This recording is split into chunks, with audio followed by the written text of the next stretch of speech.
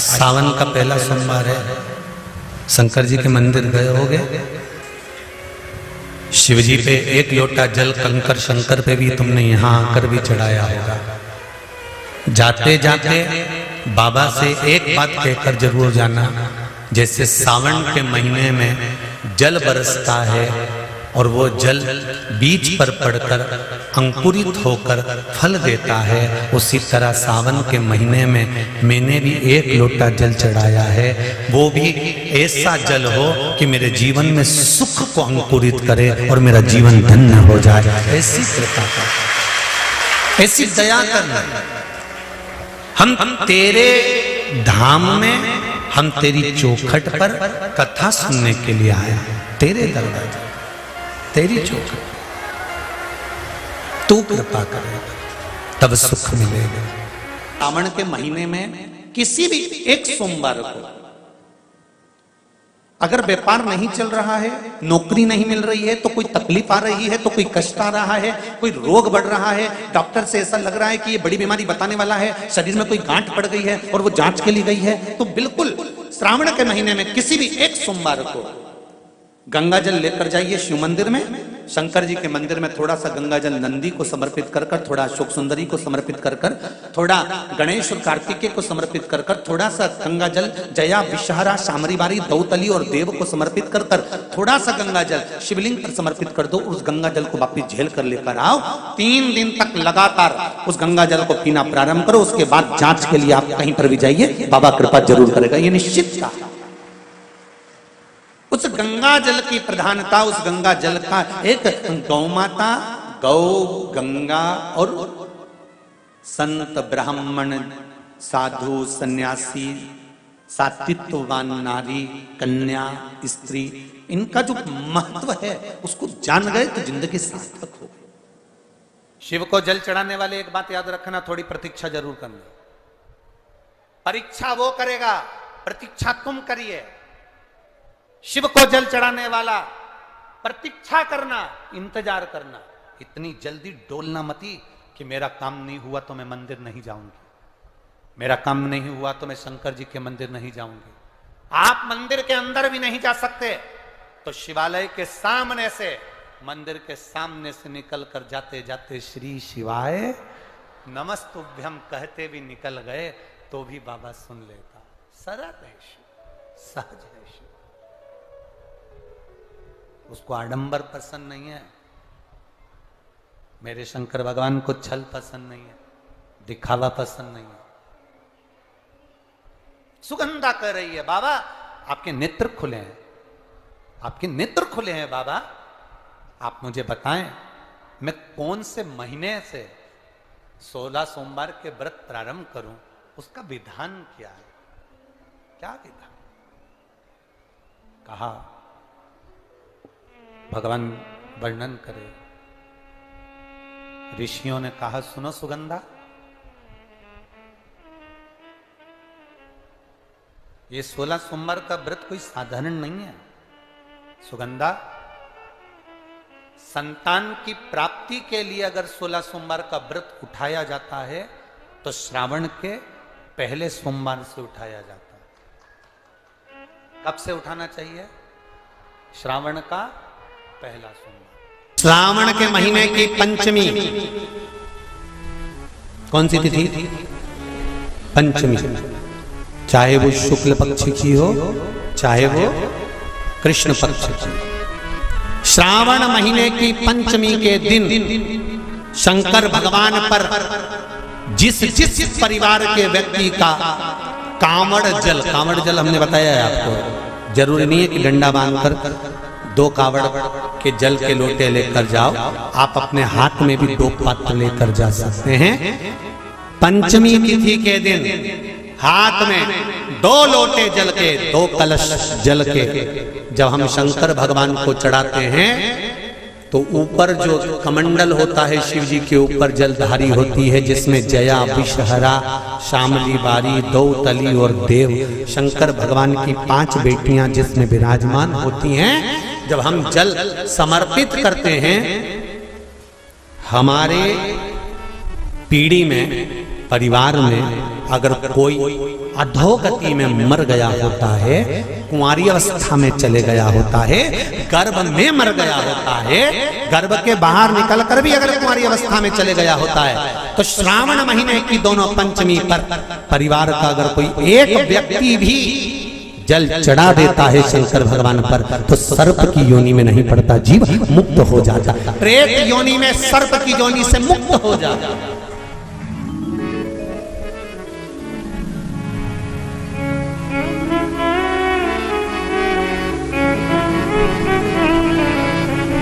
महाराज, हमारे यहाँ सांपों की पूजन कौन से दिन होती है, कौन सी तिथि में करते हैं? जम के बोलो जरा। नाग पंचमी। नाग पंचमी का मतलब क्या है? सांपों की पूजन करो। नाग पंचमी का मतलब होता है शंकर जी के मंदिर में जाकर एक लोटा जल समर्पित कर दो। उसका कारण क्या है कि हमारे परिवार में, हमारे कुटुंब में कोई कुटुंब में, परिवार में कोई 7 पीढ़ी के अंतर्गत भी अगर कोई जीव तड़प रहा होता है, पड़ा हुआ होता है, उसकी मुक्ति नहीं होती है, तो पंचमी का चढ़ा हुआ जल उस जीव को प्राप्त हो जाता है और वो जीव तर जाता है, उसका फिर जन्म नहीं होता, वो तर, इसको मुक्तता कहता है, इसको मोक्षता कहता है।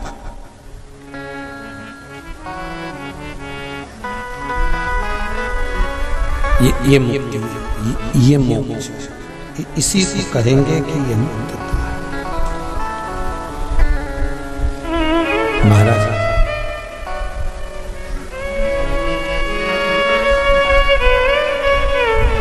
चढ़ाते हो आप लोग पंचमी के दिन, चाहे नाग पंचमी हो, चाहे श्रावण महीने की शुक्ल पक्ष की, चाहे कृष्ण पक्ष की पंचमी हो,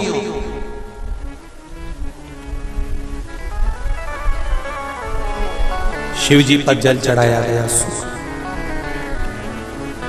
और समझ लो अच्छे से, श्रावण महीने की पंचमी के दिन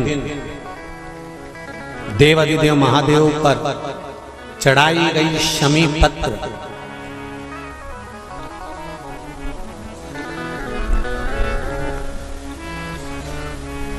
शंकर भगवान पर चढ़ाई गई शमी पत्र आस्तिक मुनि का नाम लेकर, कौन से मुनि? आस्तिक मुनि का नाम लेकर शमी पत्र को वापस उठाकर उसको अपने दरवाजे की चौखट पर कहीं पर भी या द्वार पर कहीं पर भी एक ओर रख देने पर घर के अंदर, बगीचे के अंदर सर्प प्रवेश नहीं करता। ध्यान रखिए, सर्प प्रवेश नहीं करेगा। शमी पत्र समर्पित करने पर, उस शमी पत्र को आस्तिक मुनि का स्मरण करने पर, कौन से मुनि है? आस्तिक मुनि का स्मरण करने पर भीतर घर के अंदर बगीचे में सर्प भी प्रवेश नहीं। उस शमी पत्र में जया, विषहरा, शामली वारी, दौतली और देव, ये 5 कन्याओं का भाव प्रकट हो जाता है और वो कन्याएं हमारे घर के द्वार की रक्षा करती हैं। 5 कन्याएं, पार्वती जी ने कहा 5 बेटियां, हाँ मेरे तप बल से प्रकट हुई, मेरे तप करने से, मेरी साधना करने से ये प्रकट हुई। ये जया, विषहरा, शामली वारी, दौतली और ये देव, ये 5 कन्या हैं। पार्वती जी ने उनको गले से लगाकर कहा, तुम मेरी पुत्रियां हो, मुझसे गलती हो गई, मैं तुम्हें वर देती हूं, तुम सर्प की आकृति में रहोगी। नाग पंचमी के दिन दरवाजे के बाहर तुम 5 को बनाकर पूछा जाएगा। दरवाजे के बाहर कितने सर्प बनाए जाते? 5। पहले भी कहा, फिर कहते, जब रात्रि में नींद ना आए, कोई टेबलेट मत खाइए, कोई गोली मत खाइए, नींद की टेबलेट खाना चालू करोगे तो वो जीवन पर्यंत खाना पड़ेगा। नींद नहीं आए, हाथ में जल लो, थोड़ा सा पलंग पर बैठ गए, हाथ में जल लिया, जया, विषहरा, शामली वारी, दौतली, देव, इन 5 कन्याओं का नाम लेकर आचमन कर कर सो जाइए। नींद की गोली खाने की जरूरत नहीं पड़ेगी, शंकर की बेटियां तुम्हें विश्राम देंगी। मेरे ओघड़दानी, मेरे शिव की पुत्रियां आपको विश्रामता प्रदान करेंगी। ऐसी नींद आएगी कि सुबेरे ही खुलेगी। प्रैक्टिकल करके जरूर देखना, कहीं सीवर वाला महाराज झूठ तो नहीं बोल रही है। प्रैक्टिकल करते रहना चाहिए। जब चाहे जब। एक महाराज प्रवचन दे रहे थे, प्रवचन में कह रहे थे शराब पीने वाला व्यक्ति, मदिरा पीने वाला व्यक्ति गटर में पड़ा होता है, नाली में पड़ा होता है। ये गंदा नाली का पानी है, मत पियो, बर्बाद हो जाओगे। महाराज प्रवचन में कह रहे थे। उसी में एक महाराज का पहचान वाला बेटा था, उठ के खड़ा हो गया। ओ महाराज, इतनी बड़ी बड़ी बात कह रहे हो, तुम्हारा सग्गा भाई पी के तो नाली में पड़ा है, गटर में पड़ा है, कीचड़ में पड़ा है। पहले उसको तो ज्ञान दे लो, फिर हमसे कह देना। महाराज जी को क्रोध नहीं आया। महाराज ने प्रवचन करते करते कहा, देखो भैया, मैं भी प्रवचन दे रहा हूं, मेरा भाई भी प्रवचन दे रहा है, मैं मुख से समझा रहा हूं, मेरा भाई प्रैक्टिकल करके दिखा रहा है। मेरा भाई प्रैक्टिकल करके दिखा रहा है। अगर मेरी बात समझ में ना आए, कम से कम उसे देख के तो समझ जाओ कि गलत काम मत करो। कभी तुम्हारे मन में आए तो एक आध बार प्रैक्टिकल कर लेना। जिस दिन नींद नहीं आया, उठाया, हाथ में पानी लिया, जया विशहरा शाम दिवारी दौतली देव, पांचों कन्याओं का नाम लो, शंकर जी का नाम लो, श्री शिवाय नमस्तुभ्यम बोलो और आनंद की नींद सोइए। नींद नेत्रों पर आ रही है। शिव जी का एक नाम है ब्रह्मेश्वर महादेव।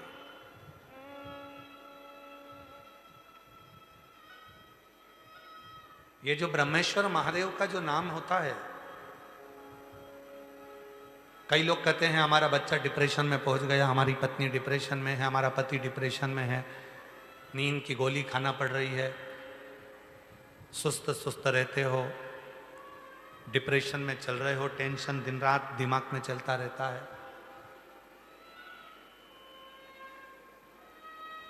उस चिंता को मिटाया कैसे जाए?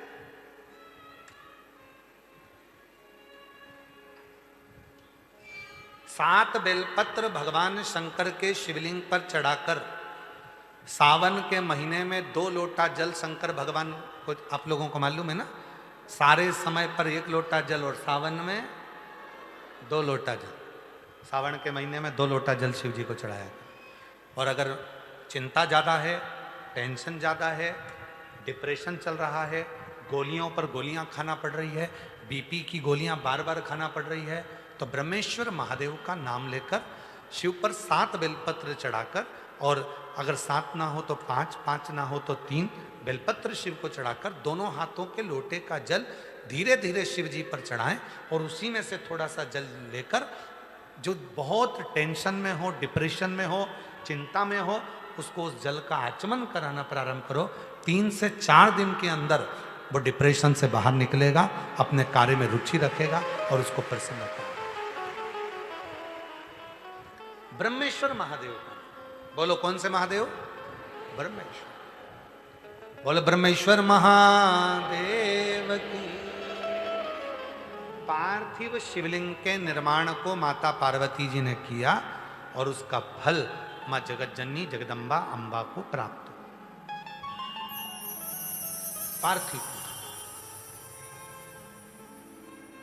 पार्थिव पूजन कभी भी खाली नहीं जाता, कभी खाली नहीं जाता।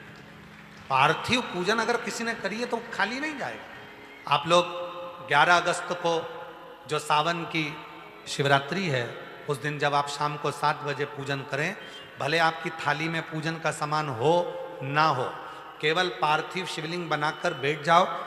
जब हम जल चढ़ाएं, आप भी साथ में जल चढ़ाओ। धीरे धीरे बाबा को बस दिया लगाकर बैठ भी गए, कुछ भी नहीं है तो भी बेलपत्र पत्र चढ़ाकर अगर जल चढ़ाओगे साथ में, तो निश्चित है कि पार्थिव पूजन का फल तुमको प्राप्त जरूर है। जब आप शंकर भगवान को कोई सामग्री, कोई वस्तु, कोई चीज समर्पित करते हो, बहुत ध्यान देना महाराज, रात्रि होने से पहले तक वो देवताओं के कार्य का है, वो आप सबके कार्य का है। रात्रि होने पर वो गणों के कार्य का। 16 सोमवार का प्रसाद, संकट सोमवार का प्रसाद, भगवान शंकर का प्रसाद रात्रि होने से पहले पा लिया जाता है। आप लोगों ने जिन जिन ने 16 सोमवार करे होंगे, संकट सोमवार करे होंगे, उनको जब उन्होंने चूरमा बनाया होगा, बाटा सेक कर, रोटी सेक कर, उसमें गुड़ मिलाकर, शक्कर मिलाकर और घी मिलाकर जो मलीदा जो चूरा तैयार करा होगा, चूरमा बनाया होगा, उस चूरमे का नियम है कि संकट सोमवार का 16 सोमवार का जो प्रसाद होता है उसको उसी दिन रात्रि होने से पहले अर्थात मध्य रात्रि 12 बजे से पहले पहले उस चूरमे का प्रसाद, आप क्या कोई भोजन करने आ रहा है संकट सोमवार के उद्यापन में, कोई 16 जोड़े आ रहे हैं उनको आप दे दीजिए, कोई आ रहा है उसको प्रदान कर दीजिए, पर उस प्रसाद को दूसरे दिन तक नहीं रखा जाता। और यही बात पहले भी कथा में कही कि शंकर भगवान के इस शिव महापुराण पर जो 6 दिन तक बेलपत्र चढ़ती है वो औषधि का काम करती है। तो जो बेलपत्र आपको कहीं से प्राप्त हो जाती है, शिव पोथी की, शिव महापुराण में से कहीं से मिल जाती है, तो उस बेलपत्र को रात भर नहीं रखा जाता, उस बेलपत्र को रात से पहले शरीर कष्ट के लिए उसको चबा चबा कर खा लिया जाता है। और जो 7वें दिन की बेलपत्र होती है उस बेलपत्र को हमेशा के लिए अपने घर में, अपने पूंजी के स्थान पर, अपने पुण्यमय आनंद के स्थान पर, जहां वैभव धन संपदा रखते उस स्थान पर उसको लाल वस्त्र में रख दिया जाता है। कितना भाव है हमारा। 6 दिवस की औषधि है, सप्तम दिवेश का खजाना।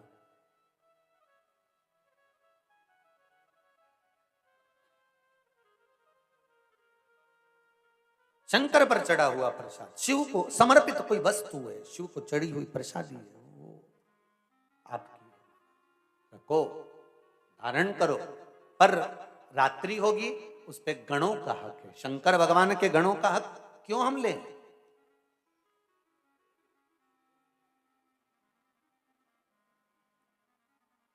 घंटाकर्ण बद्रीनाथ के उस मंदिर के पावन प्रांगण को अब छोड़ना नहीं चाहते। शंकर भगवान एक बार अगर नारायण भगवान के चरण पकड़ा देते हैं और नारायण भगवान एक बार शंकर भगवान के चरण पकड़ा देते हैं तो वो चरण फिर इतनी जल्दी छूट नहीं पाते हैं, बड़ा मुश्किल है फिर छूट।